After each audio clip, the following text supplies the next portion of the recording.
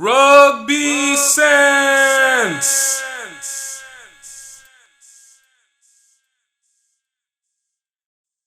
Kind of leading from that moment, talking about professional rugby. Today, I know it's not last week news, but you know what? Screw it. It's something that's happening today. There was a post already put up. Pro Rugby League of North America. It's a professional. It's looking to be an official league for professional rugby union teams in North America that is sanctioned by USA Rugby and World Rugby. Now, there was not much information. They just simply posted that they were going to put more news is coming out, but it looks like there's an attempt to put together what appears to be a Rugby 15s team. They have hired a director of rugby operations, Stephen Lewis, who is also the director of coaching for New York Sevens, the Northeast Academy, Old Blue of New York, essentially that whole Northeast area. I mean, to be honest, I'll believe it when I see it.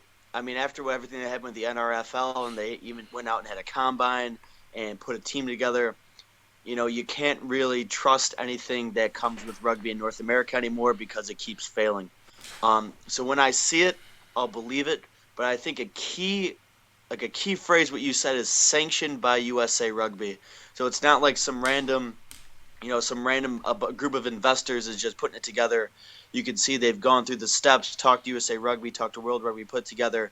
But now it's kind of, they have to, I mean, USA Rugby's they're sticklers, huge sticklers, so they have to go through all these regulations. So, I mean, I hope it does, because like we said, we need professional rugby in North America if we're ever going to develop. But I'll see it when I believe it. I'll believe it when I see it, sorry. Yeah. Or both. You'll see it when you believe it. Yeah. I have to believe for it to achieve. Exactly. But no, I think you make a very valid point. Like, dude, we're so jaded now. Like, we've seen so many iterations, and it always keeps coming up, and there's always a fail. Whether it's 2027 seems to be the big date that everybody's trying to break everything through. 2017. A year ago it was this year. The year before that it was literally 2014 that was being told in 2013, and people keep saying it. And I think the issue that everybody keeps wondering is, like, how are you guys doing this? Like, what does it bring? Like, what's the stuff? What are your TV deals? What are your teams around the nation? Who are your investors? What are your sponsors? Where are you playing at? What's the business behind it? And I think that part has been completely just so messed up for our depiction of professional rugby in the States. No, yeah, I agree. I feel like people are all like, no, let's just put a bunch of teams of like good elite players and just go and just have at it. Where if you're going to make a league, you need, like you said, sponsors, TV deals, money to get started, marketing, PR, all that stuff put together. And I feel like just the business development side of putting together what you want to sanction as a national league, which is the top level of professionalism of elite play you can get to in a country that you're in. You need to have a out of the park business development plan along with like a PR marketing plan to get people excited to buy tickets to the games so the teams can thrive. Exactly. Like, and that you've said it in point. That's exactly it. What are you guys gonna do to drive us to get there? Because honestly, everybody wants to see it. It's clear everybody wants to see it, but there's more to it than just being like, hey, you know what? It's a league. Let's do it. This isn't you're not running a club team. Stop running teams like a club. That's what it always feels like they're doing. They're running teams like a club. So like an old boy style, just pay dues and show up. It's like, no, like there are no dues. Like you pay the players. It's like right. Paying salaries. They're not paying to play. You're paying them. That's it. I'm interested to see what they're gonna do next. But like you said, I think I'm in the same boat as you.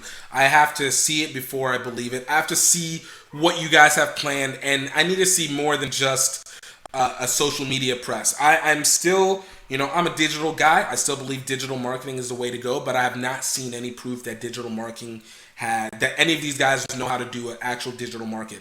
A lot of times they seem to build up their user base simply on the fact that by name they look like they're going to be something pro. So people automatically rush to find out all the news that they can about this pro league. But when it comes through, you actually don't have your follow through. Like you need the follow through. You need to make sure, yeah. You need to establish your basis. You need to do a tour. You need to prove to us that you guys have elite players, not just a lot of guys. We need elite players.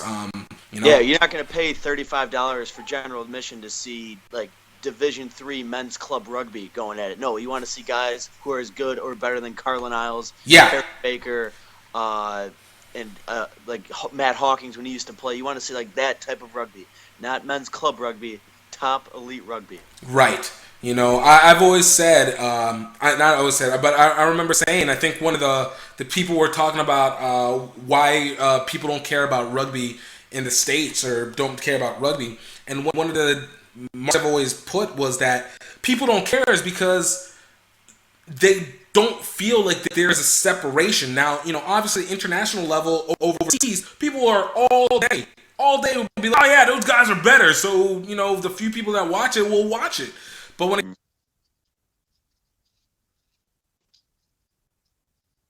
than I am, but the difference in level of play is not that significant. It's not like when you watch high school and you watch pros, or you watch college and pros, you see a clear distinguishing difference in the level of play. But when you watch international and maybe you watch like D1 club rugby, you don't feel like in the U.S. the difference is that high. Yeah. You know? I want to make sure that if there's an elite level, if there's a pro and I'm paying money for it, I want to make sure that this is something that I feel that I need to be envious of. I need to be like, dude, either I have to work my butt off to get to that point, or I need to at least notice that I don't think I'll ever be able to play that at all. And I need to feel it in my heart. that was me sophomore year of high school in football. Right, exactly. Exactly. Dude, yeah, if I didn't bust my knee in high school, I totally would have played D1 football. Not the case at all. I recognized very early, Division I football was not my cards, which was fine, which was perfectly okay. Oh, and that's it. That's it in a nutshell. I want to see what they develop. And like I said, going back to what we said about Halloween Sevens and these academy teams. These academy teams, I'm assuming, are going to set the basis for what the leagues are going, the teams are going to be. And if academy teams are not able to compete with the international ones, I find that actually be problematic. It's not. I don't consider that as a positive of the international play. I find that as to be a little bit held back on the academy. Not to say that the guys don't work hard. I know people like Paul Holmes and even Stephen Lewis and Julie McCoy and all the people. Gavin. I don't think he's a academy guy, but all those people who run these academies. I'm not hating on their academies. I'm just saying there's a significant step up that's needed, whether it's more time with the players or something. But we have to see exactly. We need to see more level difference. No, I agree 100%. 100%. All right.